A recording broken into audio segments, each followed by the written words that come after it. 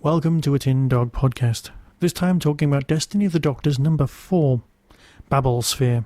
You see, people out there have been saying that this is the single most Douglas Adams of stories. I'm not completely convinced. Mainly because last time I reviewed the third Doctor story by Andrew Smith, and that just blew me away. These stories were getting better and better, and I for one was really looking forward to this one. I'm not saying it's bad by any stretch of the imagination whatsoever. It just didn't quite do it for me. In saying that, it was still pretty damn good. For those of you who've been paying attention, and I know that's you, dear listener, you'll know that I'm not on Twitter. The reason I'm not on Twitter is because I really like Twitter. It's a bit addictive. I like being there and I like experiencing what other people are doing, the minutiae of people's lives. But I also like hearing instant opinions and news before it hits the filter that is popular press. And that is what this story is actually about. This is Doctor Who takes on Twitter. On a strange alien colony somewhere, everyone has got Twitter fever. It's not really called that in this story, but it might as well be. Everyone, by law, has to constantly be involved in reporting what they think and feel and say.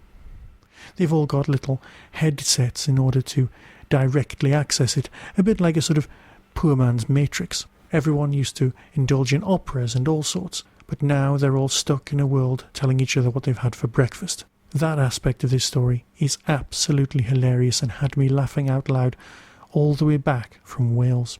This particular one is, as you've probably guessed, a fourth Doctor story. Read by the second Romana, played by Lala Ward, and has, as all of the others have had, one other actor appearing. Lala Ward does a superb job. Her audiobooks have been exemplary. Her performances in Gallifrey have been second to none. There is, however, no mention of K9, which annoyed me just a little bit, as everyone knows what a huge fan I am.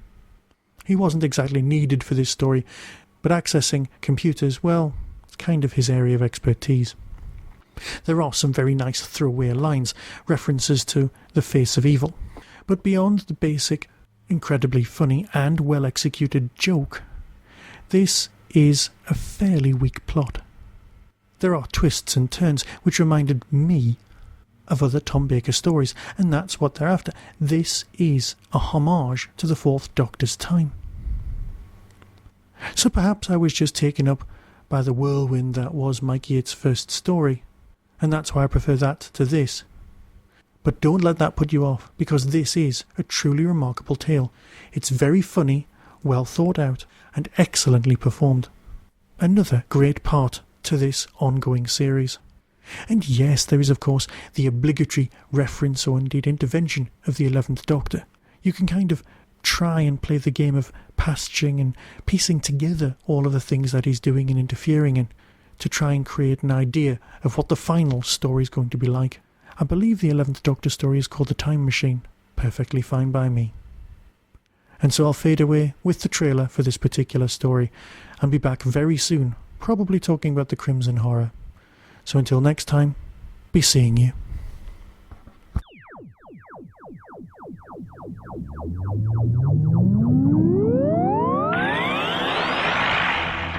You have been listening to the Tin Dog Podcast.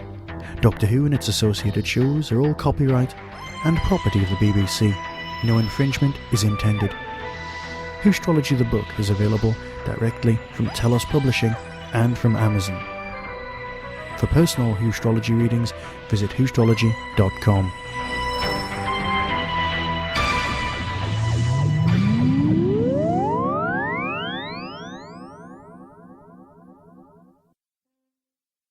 Doctor Who, Babblesphere, performed by Lala Ward with Roger Parrott as Aurelius.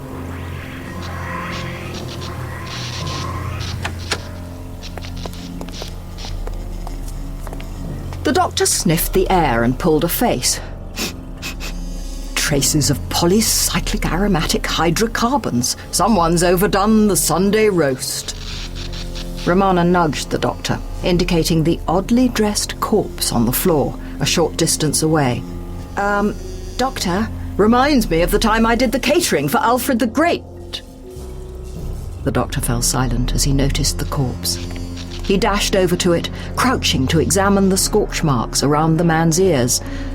Polycyclic aromatic hydrocarbons. Burned flesh. Do not move. If you move, you will be shot. So why have they locked you up, if you don't mind me asking? I've been found guilty of clandestination. Clandestination? The crime of having private thoughts.